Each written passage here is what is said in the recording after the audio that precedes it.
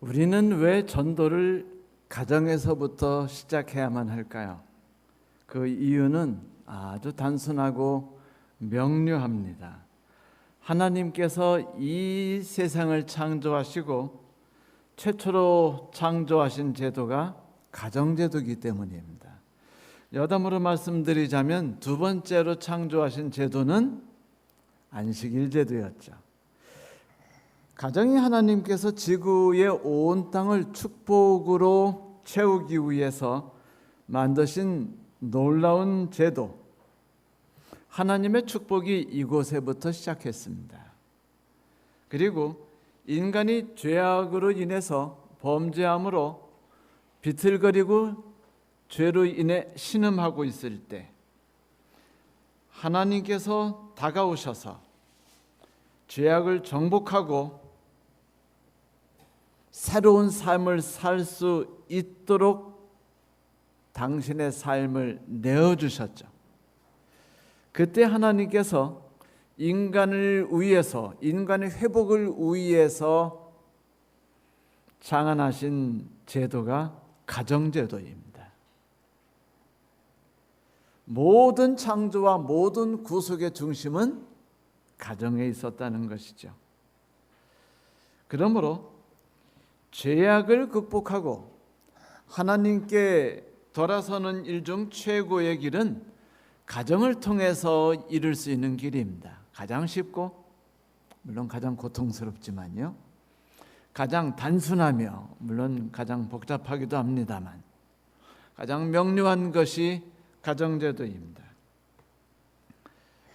하나님의 뜻이 역사할 수 있고 가장 효율적으로 역사할 수 있는 곳은 가정입니다. 물론 사탄의 뜻이 가장 효과적으로 역사할 수 있는 것도 가정이죠. 그만큼 가정은 인류가 사단과 하나님과 맞서서 싸우는 가장 큰 전쟁터입니다. 전쟁터죠.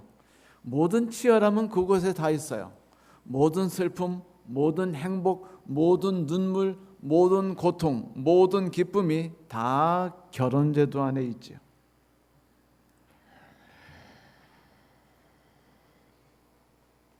요즘 세상은 우리에게 결혼에 대해서 좀 거리를 두게 만드는 여러 가지 일들을 아주 친절하게 해주고 있죠. 그 중에 하나는 가정의 해체를 위해서 만들어진 하나는 당연히 우리가 알다시피 그 동성애 운동이고요. 또 다른 하나는 행복하게 잘 살고 싶은데 경제적 여건이 안 되니까 어쩔 수 없이 늦춰야만 되는 그런 운명적 슬픔이고요. 세 번째는 결혼이 주는 고통입니다.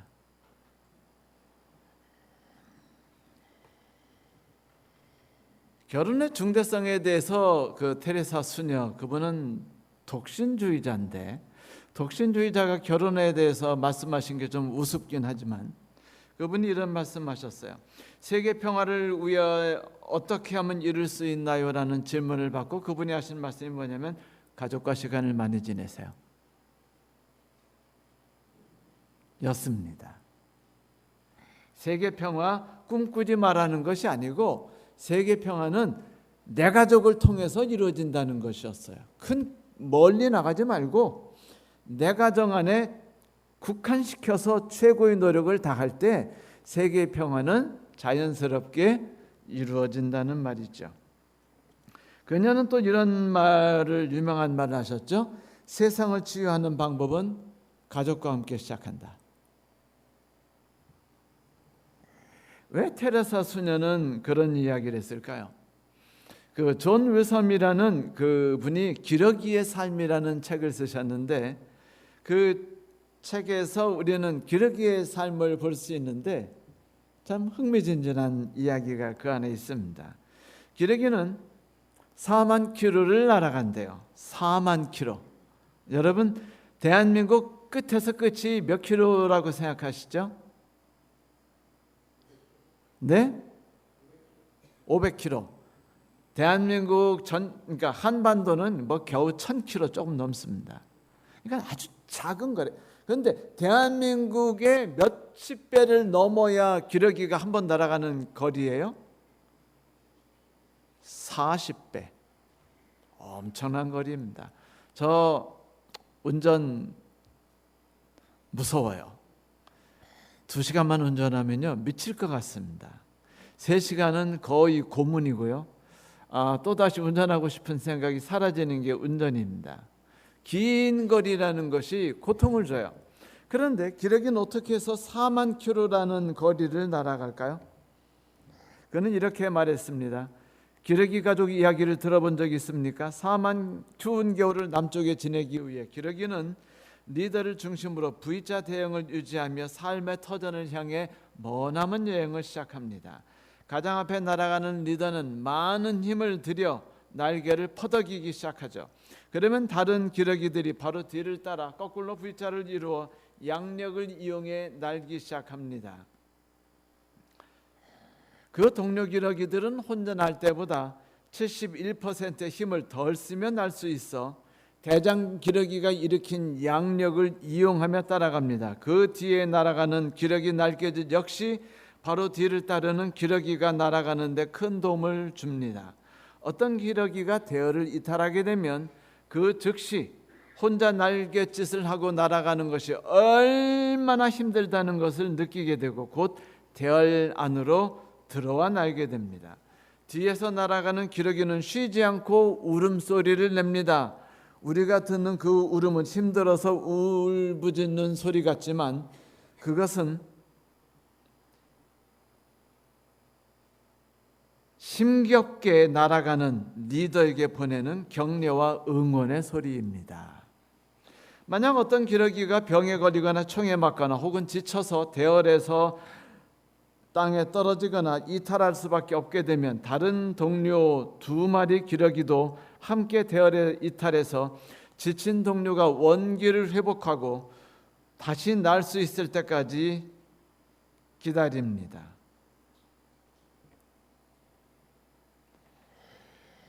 또는 죽음으로 생을 마감할 때까지 동료의 마지막을 함께 지키다가 무리로 다시 돌아옵니다. 이 이야기는 한 가정에서 태어난 기러기 한 마리가 기러기 떼와 함께 살아가면서 얼마나 많은 긍정적인 정신을 익히고 배우며 그의 삶으로 터득하게 되었는가에 대한 이야기이죠.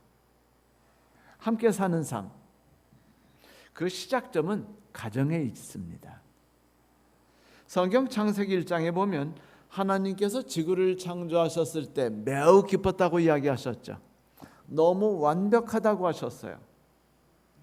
그런데 그 경이로운 창조 장면을 읽다 보면 흥미진진한 내용이 있는데 읽다 보면 맨 마지막 부분 26절부터 31절에 이르게 되죠. 그곳에 사람을 창조하시되 남자와 여자를 창조하셨다고 말씀하시므로 인간 하나에다가 중요성을 두지 않고 인간 둘을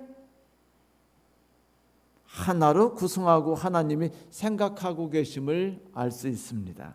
그분은 인간 둘에게 말씀하셨어요. 생육하고 번성하여 땅에 충만하라, 지구를 지배하라. 그분은 가정을 창조하신 것입니다. 사람들은 하나님이 인간을 창조하셨다고 착각할 수 있지만 하나님은 가정을 창조하신 것이에요. 가정을 창조하심을 통해서 하나님이 이루고자 하는 꿈을 그 가정을 통해서 맛보기를 소망하셨던 것이죠. 하나님이 이르시되 우리의 형상대로 우리의 모양대로 우리가 사람을 만들고 그들로 바다의 물고기와 하늘과 새와 가축과 온 땅과 땅에 기는 모든 것을 다스리게 하자 하시고 하나님이 자기 형상 곧 하나님의 형상대로 사람을 창조하시되 이때 사람이 아담이에요. 아담. 그러나 아담이라는 사람의 대표자를 두고 그 뒤에 말씀하시죠. 남자와 여자를 창조하시고 남자와 여자가 묶어서 사람이 되는 겁니다. 그러면 누가 물을 수 있겠죠. 남자와 남자가 모이면 사람이 아닌가요? 글쎄요. 거기에 대해서까지 제가 깊이 생각하지 않았는데 뭐 그렇게 생각하는 것도 무방할 수는 있습니다. 하나님이 그들에게 복을 주셨고 어디에 복을 주셨어요? 가정에 복을 주셨습니다. 하나님이 그들에게 이르시되 생육하고 번성하여 땅에 충만하라. 땅을 정복하라. 바다의 물고기와 하늘의 새와 땅에 움직이는 모든 생물을 다스리라 하시니라. 가정이 우리 인간의 삶에 끼친 영향에 대한 이야기는요, 너무너무 많아요. 찾아보니까. 그래서 그 칭송의 이야기 대신에 제가 오늘은 그 루터 이야기 좀 해보려고 합니다. 여러분, 루터의 아내 이름 아세요? 카타리나라고 합니다. 카타리나 폰 이런 식으로 이름이 나가는데, 어느 날 루터가 일이 제대로 풀리지 않고 너무 고통스럽고 힘에 겨웠어요. 그래서 우울했고 절망스럽고 화가 났어요. 그래서 얼굴을 찡그리고 며칠을 있으니까 아내 카타리나가 상복을 입고 그 루터의 서재에 들어왔습니다. 쳐다보니까 아내가 상복을 입은 거예요. 놀랐습니다. 누가 죽었습니까? 그러자 카타리나가 말했습니다. 하나님이 돌아가셨습니다. 그러니까 루터가 화를 냈어요. 하나님이 죽으시다니 되는 말을 하시오. 그러자 아내가 뭐라고 대답했는 줄 아십니까? 만약에 하나님이 죽지 않고 살아계시다면 당신이 왜 이렇게 좌절하고 낙담할 이유가 무엇입니까? 성도 여러분, 이것이 바로 가정이 해낼 수 있는 대단한 힘이에요. 가정에서만 얻을 수 있는 힘이지요. 후인 루터는요, 사람들에게 이렇게 고백했어요. 프랑스나 베네치아를 다 준다 해도 나는 카타리나와 바꾸지 않을 테요. 와, 프랑스를 준다면 조금 생각해 볼 만하지 않습니까? 그 돈으로 환산해서 준다면. 그리고 다시 아내하고 다시 결혼하면 되잖아요, 이혼했다가. 근데 바꾸지 않겠다고 말했어요. 베네치아까지 더 멀어주더라도. 베네치아란 말은 우리나라 말로 그냥 베니스입니다. 여러분, 루터는요 본래 독신주의자였어요. 천주교 사제였습니다. 독신으로 살아갔어요.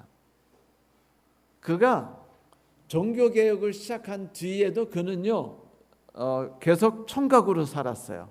왜냐하면 내가 사는 삶은 결혼할 수 없는 삶이다라고 생각했어요. 왜냐하면 쉬지 않고 죽음, 압박, 쉬지 않고 뛰어다녀야 되며 가정에 자신을 충성스럽게 가정에 몰두할 수 없는 삶이라는 걸 알았기 때문이었어요. 그래서 근데 아무리 주위에서 너는 목사야, 너는 결혼해야 되라고 하더라도 버티고 안 했습니다. 언제나 천주교 지도자에 의해서 죽임을 당할 수 있는 상황에 결혼하는 것은 나쁜 놈 아닙니까? 그렇죠? 그런데 그는요 재미난 책을 썼어요. 결혼에 관하여라는 책을 썼어요. 어느 날. 근데 이 책이 돌고 돌아가지고 수녀원에 들어간 겁니다. 그 수녀원에는 카타리나 폰 보라라는 이쁜 아가씨가 살고 있었어요. 수녀입니다. 그녀는 잭슨가라고 유명하죠. 여러분, 연애 신에도 나오는 잭슨가. 잭슨가에 사는 아주 가난한 초라한 귀족의 딸이었는데 어릴 때 5살 때 일찌감치 수도원에 들어갔어요. 수녀원에 들어갔습니다. 거기서 교육받고 거기서 영어를 배웠으며 언어를 배우고 철학을 배우고 살았습니다. 그러다가 1515년 종신서약을 했죠. 독신으로 살기로. 그런데 종교개혁자인 루터가 쓴 책에 자극을 받아가지고 동료 수녀 12명과 함께 탈옥을 결심합니다. 왜 탈옥이라고 했는지 아시겠죠? 거기서 탈출한다는 건 하늘의 별 따기였기. 여러분 그 이야기는 영화 이야기 같아요. 그냥 통 속에 들어 숨어가지고 몰래 빠져나가고 하는 그런 스파이 대작전 같은 게 있었어요. 이 루터가 교황 레오 10세가 시작했던 면죄부 판매를 비롯한 95개 조항의 반박문을 쓰고서 파문당했죠. 파문당한 다음에 그가 결혼에 관하여라는 책을 썼단 말입니다. 이 글을 수녀들이 읽어 돌아보고 서로 돌면서 몰래 읽은 다음에 독신으로 사는 것이 하나님 뜻이 아니라는 걸 깨달아요. 12명이 결심을 합니다. 우리 결혼하자. 독신은 하나님 뜻이 아니다. 그런데 어떻게 탈출을 합니까? 그래가지고 이 카타리나가 이들을 대표해가지고 루터에게 비밀 편지를 몰래 보내요.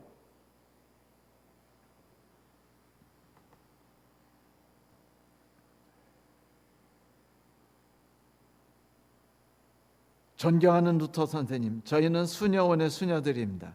저희는 평생 이곳에 묶여 독신으로 살아가는 것이 과연 옳은지 오랫동안 번민해 왔습니다.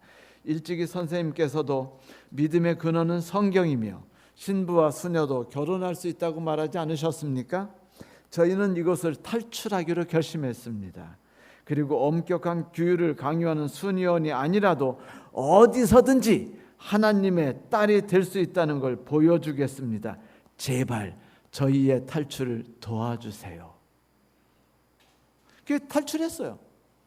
그래가지고 루터가 친구들 도움을 받아가지고 그 수녀들을 한 명씩 결혼을 시켰습니다.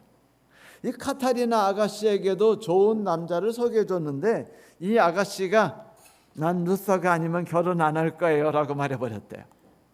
2년 뒤 1525년 당시 26세였던 카타리나는 42세였던 도둑놈 루터와 결혼합니다. 몇 살 차이예요? 네? 무려 16살 차이예요. 16살 차이. 도둑놈이에요. 그런데 루터가 결혼 생활이 얼마나 만족스러웠는지 그가 이렇게 결혼에 대해 찬사를 아끼지 않았어요. 거룩한 결혼 생활은 하나님의 말씀다움으로 귀중한 보물이다. 경건하고 쾌활하며 하나님을 경외하며 가정을 잘 관리하는 아내야말로 세상에서 가장 고귀한 하나님의 선물이다. 그런 아내와 함께라면 평화로운 삶을 영위할 수 있으며 그런 아내에게 자신의 재산과 몸과 삶을 맡길 수 있을 것이다. 실제로 루터는요, 당시에 유럽의 모든 법을 무시해버리고 아내에게 유산을 준다는 유서를 썼습니다. 물론 인정받지 못해서 아내는 빌털터리로 쫓겨났죠. 그 유서를 국가에서 인정하지 않은 것입니다. 왜냐하면 그 당시 여자는 유산을 상속받을 수 없다라는 것이 법이었기 때문이었어요. 그래서 그것에 대해서 반발하면서 나온 책들이 제인 오스틴의 오만과 편견 혹은 설득 이런 책들이었죠. 아주 감동적인 책들이요. 이 책들이 그래서 나온 거예요. 자, 루터는 결혼은 자기가 받은 인생 최고의 선물이라고 생각했어요. 그런데 슬프게도 하나님을 섬긴다고 그 말하는 교회가 이 결혼제도의 가치를 희석시키고 있었던 것입니다. 독신으로 사는 삶이 구원을 맛보고 하나님을 더욱더 가까이 하게 할 수 있다고 설득했어요. 그래서 많은 사람들이 하나님께 더욱 가까이 나가기 위해 경건 생활을 하기 위해 어디로 들어갔죠?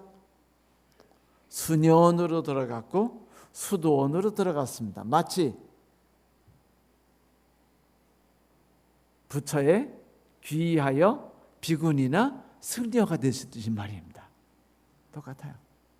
독신으로 살아야 구원받는 길에 최적화된 삶을 살 수 있다는 그런 엉뚱한 생각들이 교회와 모든 종교계를 덮쳐버린 것이었습니다. 참 우스운 일이 터진 거죠. 이것을 교회가 권하다니요. 자, 21세기가 되니까 이제 결혼제도가 급속히 파괴되기 시작했어요. 퀴어 퍼레이드 혹은 프라이드 퍼레이드라고 말하는 퀴어 축제가 이제 대사가 됐어요. 그거 막으면 난리가 나죠. 이번에 그 대구에서 어떤 그 정치가가 거기에 대해서 맞서 싸우느라고 아주 그냥 신문마다 대서특필된 적이 있었습니다. 그들은 말해요. 우리 성소수자들에게도 권리가 있다. 그러면서 자기들의 권리를 주장해요. 그런데 의무는 없습니까? 그런데 요즘 사람들은요, 의무는 주장하지 않고 권리만 주장하는 삶이라 이게 참 안타까웁니다. 그런 사람들만 있는 것이 아니에요. 결혼은 하고 싶은데 재정적 어려움과 그 다음에 결혼은 이런 것이다라고 만들어가지고 결혼하려면 벤츠도 있어야 하고 72인치 테레비도 있어야 하고 이런 것 때문에, 그리고 아들에게 교육시키려면 뭐 3억이 들고 이런 말 때문에 점점 어떻게 돼요? 결혼을 미룹니다. 혹은 살아보니까 이놈은 남자가 필요 없어요. 나 혼자도 충분히 가치 있고 멋있는 삶을 구가할 수 있다는 말입니다. 그래서 결혼을 안 해요. 그것만이 아니죠. 결혼 생활이 지옥이라고 생각하는 사람이 점점 늘어납니다. 미국에 있던 어느 할머니가 나이 90세가 넘었는데 이혼 소송을 내버렸어요. 법원에서 뭐라고 했는지 아세요? 사실 난 몇 년 남으셨다고 이혼하십니까? 그냥 사세요 하고 그 이혼 소송을 반려시켜 버렸습니다. 그러자 이 할머니 끝끝내 이혼해 버리셨어요. 그럼 뭐라고 말씀하신 줄 아세요? 내 평생 소원은 죽기 전에 이혼하는 것이었다. 이게 남자들 살살 무서워지기 시작하시죠? 그 닥터 토니 에반스는 재미난 이야기를 해줬어요. 아주 수많은 세월 동안 너무 많은 사람들이 결혼의 주제는 세계의 그 순환골이라고 생각한다. 링 서커스. 첫 번째는 약혼 반지이고, 두 번째는 웨딩 반지이고, 그러니까 뭐냐면요, 인게이지먼트 링, 웨딩 링, 그리고 세 번째는 서퍼링이다. 고통이다를 영어로 말하면 서퍼링이에요. 그러니까 인게이지먼트 링, 웨딩 링, 서퍼링. 이렇게 세 개의 링이 결혼 삶에 있다라고 말하면서 이분이 유명한 말을 인용하셨어요. 어떤 아주머니 말씀하시는데, 나는 이상향을 꿈꾸며 결혼했다. 그런데 이상향은 고통이라는 사실을 깨닫게 되었고 나는 새로운 짝을 찾아 나선다. 이게 아무 말이 아닌 것 같지만 영어로는 되게 재밌어요. 뭐냐면 이렇게 돼요. I got married because I was looking for an ideal, but it is quickly turned into an ordeal. And now I want a new deal. 이것도 딜로 끝나요. 아이디얼 이상향을 꿈꿨어요. 알고 보니까 이게 올딜, 괴로움과 고통이었어요. 그래서 뉴딜, 새 짝을 찾아 나갑니다. 마치 엔게이지먼트 링, 메리지 링, 서퍼링처럼요. 이 이야기를 접하고 나면 궁금증이 생기지 않으세요? 아니, 하나님이 창조하신 가장 위대한 제도라며, 그런데 왜 사람들이 가장 꿈꾸면서도 가장 고통받고 있고 가장 벗어나고 싶은 제도일까? 그렇다면 하나님은 왜 도대체 결혼 제도를 만드신 걸까?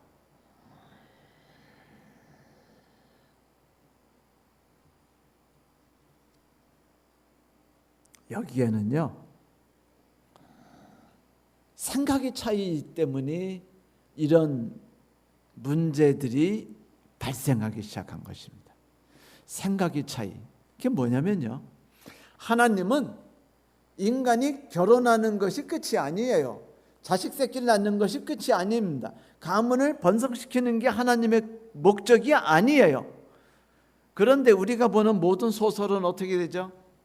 신데렐라가 그래가지고 왕자를 만났대. 무역곡절 끝에 그래서 그들이 결국 행복한 결혼해가지고 오래오래 살았대가 끝이에요.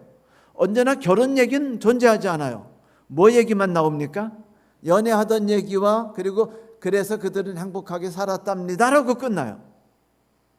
결혼은 언제나 존재하지 않습니다. 왜? 결혼은 괴로움이니까요. 왜? 결혼이 목표이기 때문입니다. 인간은 결혼을 목표로 삼아요. 결혼이 자신들의 삶에 반드시 이루어야 되는 그 고울로 생각합니다. 그런데 하나님은요, 결혼을 그냥 줘버리셨어요. 왜? 그분이 원하시는 목표를 이루시기 위해서입니다. 인간은 결혼을 꿈꾸고 하나님은 결혼을 통해서 인간에게 꾸시는 꿈이 있는 거예요. 그러니까 서로 간에 뭐 하는 거예요? 동상이몽하는 겁니다. 하나님은 결혼한 인류를 통해서 얻고자 하시는 게 있고 인간은 결혼을 얻고 싶어 하고. 결혼하면 좋은 거 많죠.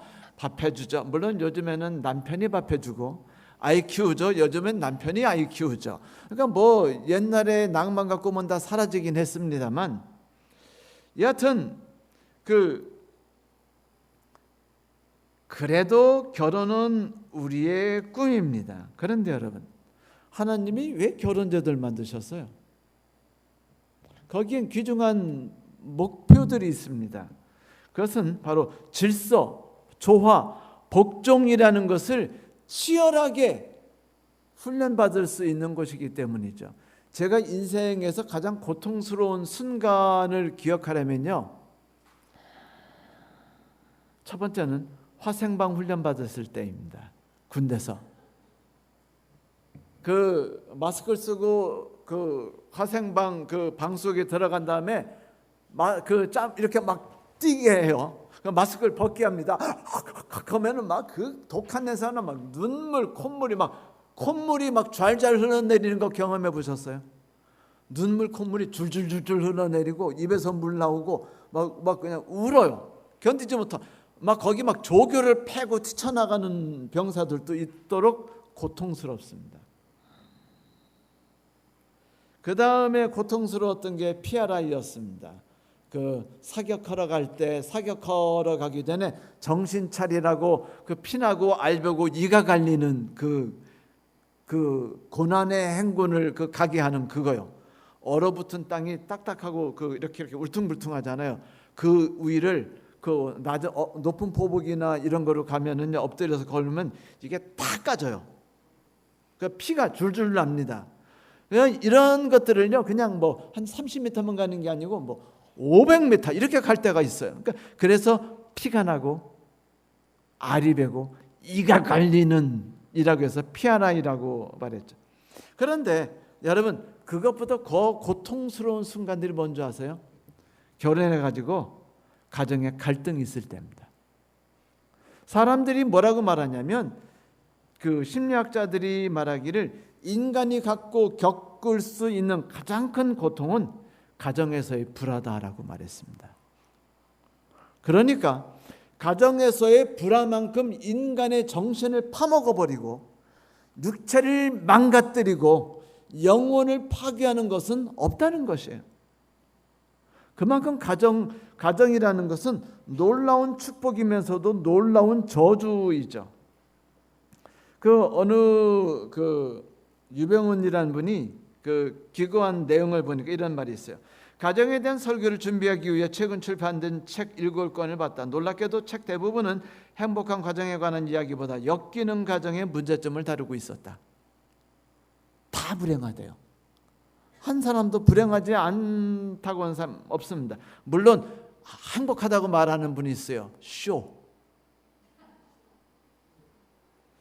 위선 뭐 이렇게 해가지고 행복하다고 말하는 분이 있지만 대개 거의 다는 불행해하고 고통스러워합니다. 왜? 하나님이 그렇게 창조하셨기 때문이에요.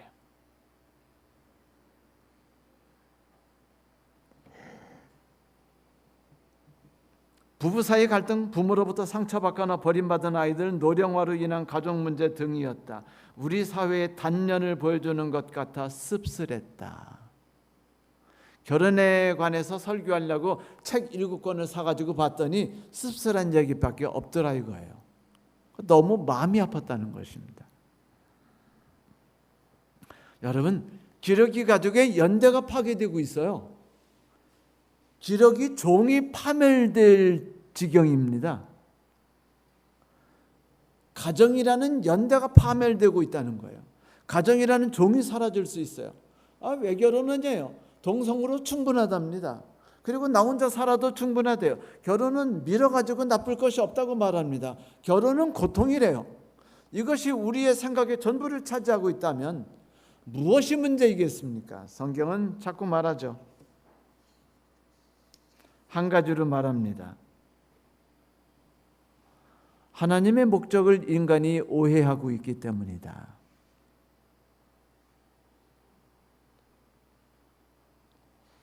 사람들은 결혼할 때 꿈을 꿔요. 이 행복이 영원히 오래될 것 같처럼. 그런데 여러분, 인간이 가장 행복에 빠질 때는요, 동화 속을 걸 때는 연애할 때예요. 결혼하는 순간 지옥으로 떨어지거든요. 그 연애 때 생활이 계속, 결혼 때도 계속될 거라고 이 환상 속에서 행복하게 웨딩링을 하면서 네! 그렇게 하겠습니다! 라고 외치지만 결혼 다음 날부터 이제 치고받고 싸우는 거죠. 그런데 치고받고 싸우는 것은 하나님의 계획, 결혼에 집어넣은 그 계획의 일환이라는 생각은 안 하는 겁니다. 왜? 뭐 하려고 결혼했으니까? 행복하려고 결혼했으니까. 나는 내 손가락이 그 빛나고 반짝이는 손가락에 그 물에 젖지 않도록 할 거야 라고 말하는 말이 결혼이라고 생각하는 거예요.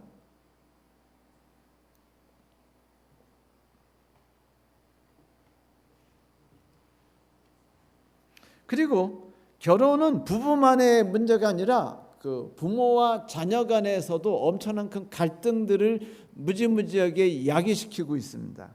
어제도 제가 설교에서 말씀드렸지만 이 사람들이 자녀들을 망가뜨리고 있어요. 점점. 그래서 요즘에는 사람들 만나는 걸 사람들이 두려워하고 고통받게 됐어요. 왜냐하면 누구를 만나든지 부딪히면 고통을 받기 때문입니다.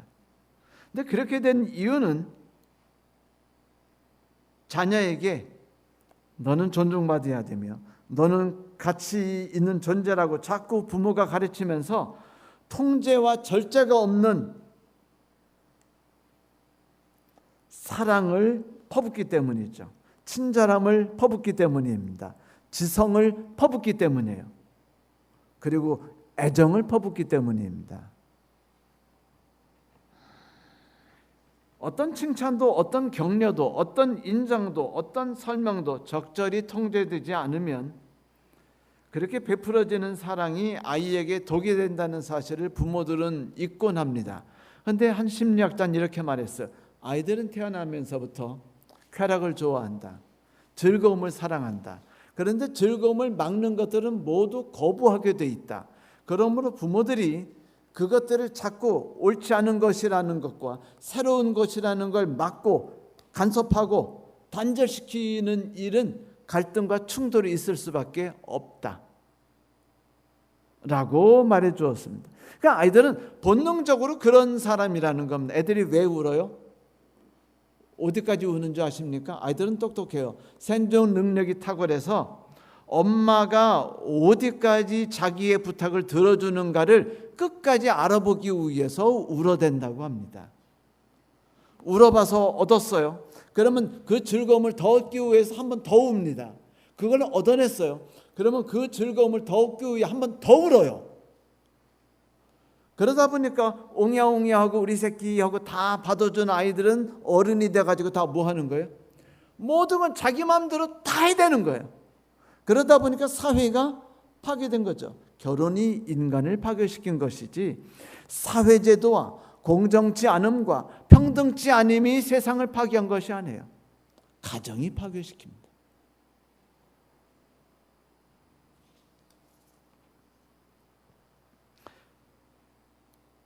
이해하고 받아들이고 다가가는 능력. 우리는 이런 것들은 살아가면서 도움되는 것들이라고 생각하죠. 그런데 하나님은요, 우리가 하늘에서 하나님과 함께 살아야 되는 필수 요건이라고 생각합니다. 그런데 이런 덕성을 키울 길이 있어야죠. 이런 것들은요, 뭐로 키워지지 않아요? 사랑과 친절과 애정으로 키워지지 않는 겁니다. 제가 말씀드렸듯이 무조건 사랑하고 무조건 격려하고 무조건 설득하고 무조건 칭찬하고 무조건 설명하다 보면 애는 괴물이 되게 돼 있어요. 우리도 똑같아요. 사랑받고 잘하고 이해받고 잘한다고요? 그러면 우리는 이해하는 걸 배우지 못합니다. 우리는 받아들이는 걸 배우지 못해요. 우리는 복종하는 것을 배울 수 없습니다. 포기하는 걸 배울 수 없어요. 포기한다는 것, 복종한다는 것, 내가 먼저 다가가는 것, 이해받지 않았더라도 내가 먼저 이해하려고 애쓰는 것은요, 고통이라는 순간을 통해서만 얻어지고 배울 수 있는 축복이기 때문입니다. 그리고 그것은 결혼을 통해서만 얻을 수 있는 것이기도 해요. 아니, 결혼을 통해서 가장 순덕 있게 경험하는 것이죠. 왜냐하면 남편도 이해받길 바라고 아내도 이해받길 바라거든요. 남편도 사랑받길 바라고 아내도 사랑받기를 바라기 때문입니다. 그런데 살아가는 삶이 달랐기 때문에 서로가 살아가는 방법이 충돌해요. 그래서 남편과 아내는 자기가 생각했던 이상향, 자기가 생각했던 삶의 방법을 다 포기해야 돼요. 상대방과 조화를 이루기 위해서. 결혼은 행복이 목적이 아니고 조화가 목적이에요. 그게 하나님이 그걸 통해 우리에게 부여하시려는 것이죠. 성도 여러분, 하나님이 꿈꾸시는 걸 이루기 위해서 하나님은 우리에게 고통이라는 결혼을 선물해 주셨습니다. 여러분은 고통이라는 결혼의 그 터널을 통과하시는 것이에요. 그리고 그 터널을 통해서 여러분들은 하나님이 원하시는 덕성들을 획득하게 될 것입니다. 물론 고통만 있지 않아요.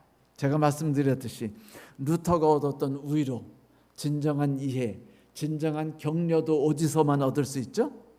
결혼에서 가장 순도 깊게 얻을 수 있는 것이기 때문이죠. 성도 여러분, 세상은 정말로 살아가기 힘들어요. 지치고 피곤하게 만듭니다. 그래서 안마의자도 사고 싶고요.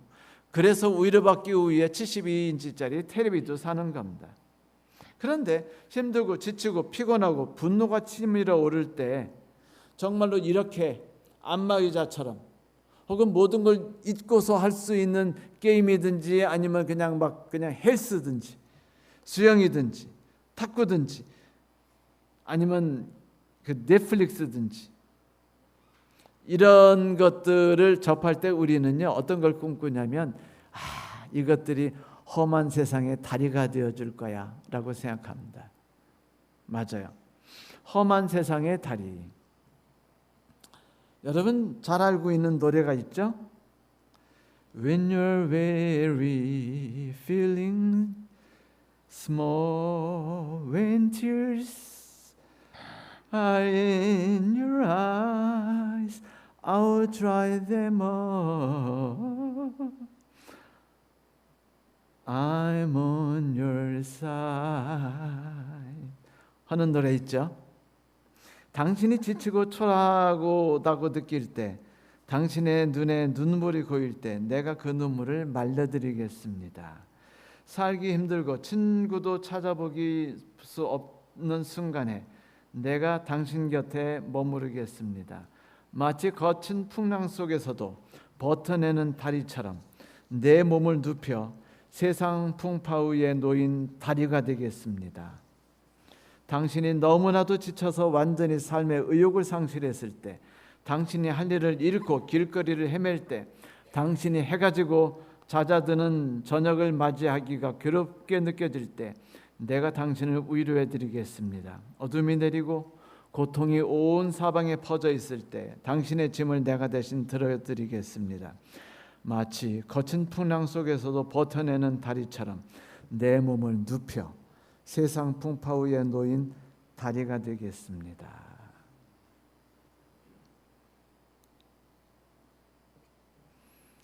에베소서에서는요, 결혼에 대해서 한 가지로 정의합니다.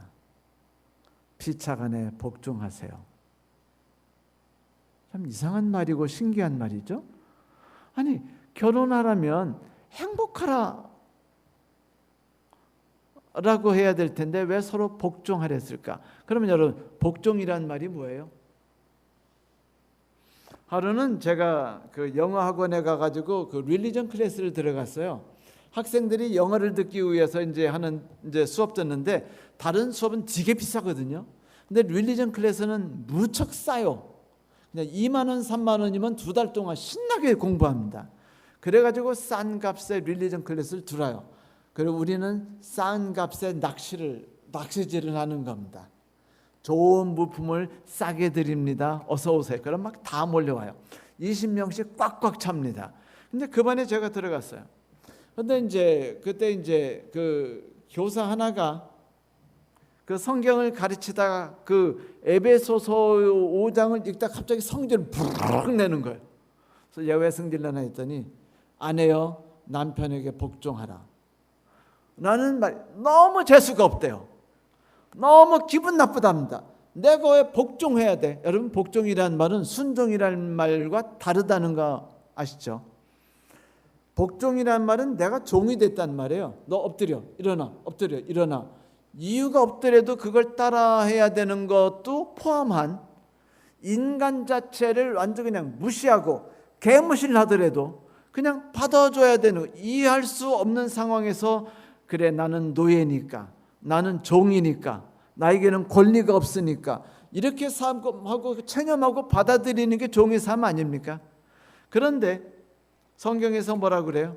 아내여 남편에게 복종하라. 얼마나 재수가 없는 말이었습니까? 그래서 그 여인은, 그 아가씨는요, 그 성경들이 이 세상에서 제일 싫다고 그 릴리전 클래스 시간에 그냥 막 하면서 이야기했어요.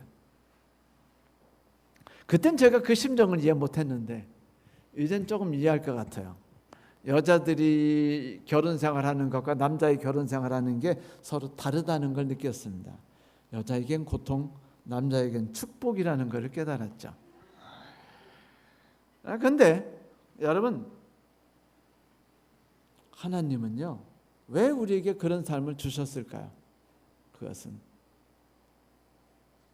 그것이 우리가 하늘에 가지고 갈 수 있는 가장 가치 있는 미덕이기 때문입니다. 복종, 용서하고 받아들이고 다가가는 것. 그런데 우리가 그걸 어디서 훈련받을까요?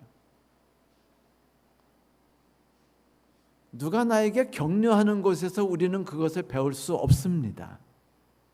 우리는 내가 무시당할 때 그것을 배우게 돼요. 사랑했는데 사랑을 보답받지 못할 때 우리는 그것을 경험하고 익히게 됩니다. 그래서 하나님이 결혼이라는 제도를 우리에게 마련하신 거예요. 그렇게 해서 구원의 길에 들어설 수 있도록, 하나님의 사랑이 무엇인지를 맛볼 수 있도록, 그리고 무조건 하나님께 매달릴 수 있도록, 하나님께 다가갈 수 있도록, 그리고 하나님이 주시는 험한 세상의 다리를 경험할 수 있도록 말이죠. 성도 여러분, 우리는 그리스도인으로서 다 가정생활을 하고 있죠. 근데 힘드셨을 거예요. 지치셨습니다. 수 없는 고백들을 통해서 들어왔기 때문에 압니다. 그것은 기회라고 생각하십시오. 제가 헬스장 갔을 때 너무 힘들었어요. 그랬더니 헬스장 트레이너가 더 하세요 라고 한 다음에 계속 시킵니다. 막 울고 싶었어요. 막 놓고 싶은데 끝없이 더 늘게 하는 겁니다. 막 미칠 것 같아요. 근데 또 시켜요. 그런데 그분이 뭐라는 줄 아세요? 근육이 자라나길 바라고 남들 보는 그 우통 벗고 싶으세요? 그러면요, 근육이 찢어져야 됩니다. 근육이 찢어지지 않고는 결국 근육은 자라나지 않습니다라고 말해줬어요. 성도 여러분, 멋진 그리스도인으로 자라나고 싶으시죠? 하나님이 주시는 풍만한 기쁨을 만끽하고 싶으시죠? 결혼의 고된 훈련 속에 하나님이 초청하셨습니다. 여러분이 근육이 찢어지는 경험을 느낄 때마다 이렇게 생각하세요. 내가 더 큰 근육으로 자라나고 있구나. 내가 더 나은 사람으로 성장하고 있구나. 내가 더 드높은 미덕을 갖는 사람으로 자라나고 있구나. 타의 추종을 불허하는 사람으로 내가 올라가고 있구나. 하늘에 들어갈 수 있는 유일한 자질을 내가 지금 무지무지하게 쌓아가고 있구나. 그러면 저놈의 아주 그냥 지겨운 남편도 고마워질 거예요. 뭐로 느끼면 되니까요? 트레이너, 헬스장 트레이너, 아주 괴롭히는 악마 같은 트레이너 말이죠. 하나님의 은혜가 여러분과 제게 임해서 이 새로운 생각을 통해서 하나님께서 주시는 은혜를 깨달을 수 있게 되길 바랍니다. 이제 한 말씀으로 마치죠. 성도 여러분, 질문을 드리겠습니다. 하나님이 왜 가정부터 전도하라고 하셨죠? 그것은 가정을 통해서만 우리가 구원받을 수 있기 때문입니다. 가정을 통해서만 우리가 하나님을 만날 수 있기 때문입니다. 가정을 통해서만 우리가 인간이 될 수 있기 때문이죠. 천국에 들어갈 수 있기 때문입니다. 모두가 만끽할 수 있게 되길 바라고 그 일에 함께 들어설 수 있게 되길 바랍니다. 다음 주에는 이제 가정에서 우리가 해야 되는 일들에 대한 구체적인 이야기들을 함께 다루도록 하겠습니다. 말씀 마치겠습니다.